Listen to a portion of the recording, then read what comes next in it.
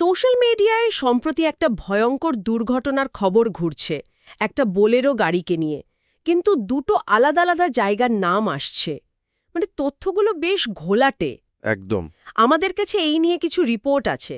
চলুন আজ এই জটটা একটু ছাড়ানোর চেষ্টা করি, দেখি আসল ঘটনাটা ঠিক কি। ঠিক বলেছ। আমাদের কাছে থাকা রিপোর্টগুলো মূলত দুটো জায়গাকে কেন্দ্র করেই, একটা উত্তরপ্রদেশের রামপুর আর অন্যটা গুড়গাঁও। হ্যাঁ। কিন্তু সবচেয়ে জরুরি হলো এই দুটো জায়গার ঘটনা কিন্তু এক নয়, আর সোশ্যাল মিডিয়া যা ছড়াচ্ছে তার অনেকটাই সত্যি নয়। আচ্ছা। আজ আমরা এই দুটো ঘটনাকে একদম আলাদা করে দেখব, তাহলেই পুরো ছবিটা পরিষ্কার হবে আশা করি। তাহলে রামপুরের ঘটনাটা দিয়েই শুরু করা যাক।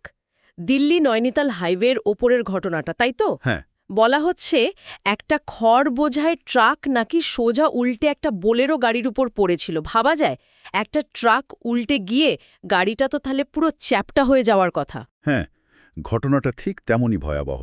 আর এই ওভারলোডেড ট্রাকের ব্যাপারটা এটা ভারতের হাইওয়েতে একটা সাংঘাতিক বাস্তবতা। ঠিক। সরকারি রিপোর্টগুলো তো তাই বলে।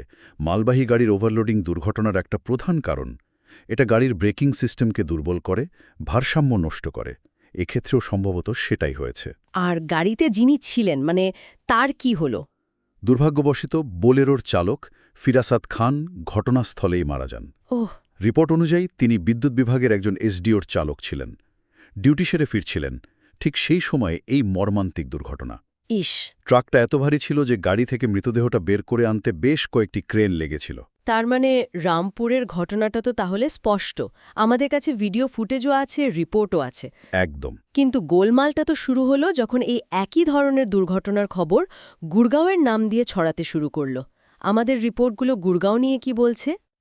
ঠিকখানেই আসল বিভ্রান্তিটা। আমাদের কাছে যে যাচাই করা রিপোর্টগুলো আছে সেই অনুযায়ী রামপুরের মতো কোনো ঘটনা, খড় বোঝাই ট্রাকের নিচে বোলেরো চাপা পড়ার কোনো ঘটনাই রিসেন্টলি গুড়গাঁওতে ঘটেনি। না, সোশ্যাল মিডিয়ায় আসলে রামপুরের ভিডিওটাই ব্যবহার করা হচ্ছিল। ব্যবহার করে গুড়গাঁওয়ের নামে খবর ছড়ানো হচ্ছিল। কিন্তু আমার একটা প্রশ্ন আছে, দুটো আলাদা ঘটনাকে মানুষ গুলিয়ে ফেলল কেন? শুধুমাত্র বোলেরো গাড়িটা কমন ছিল বলেই, নাকি এর পেছনে আরও কিছু আছে? খুব ভালো একটা প্রশ্ন। আসলে গুড়গাঁওতে সম্প্রতি অন্য একটা মারাত্মক দুর্ঘটনা ঘটেছে, আর সেখানেও একটা বোলেরো গাড়ি ছিল। ও আচ্ছা। সেখানে একটা বোলেরোর নিয়ন্ত্রণ হারিয়ে একটা মোটরসাইকেলকে সজোরে ধাক্কা মারে। সেই দুর্ঘটনায় একই পরিবারের ৩ জন মারা যান। ওহ, এটাও তো খুব মর্মান্তিক। হ্যাঁ, আর তারপর বোলেরোর চালক গাড়ি ফেলেই পালিয়ে যায়। তাহলে এই ব্যাপার, দুটোই ভয়ঙ্কর দুর্ঘটনা, দুটোতেই বুলেরো গাড়ি আছে, কিন্তু ঘটনা দুটো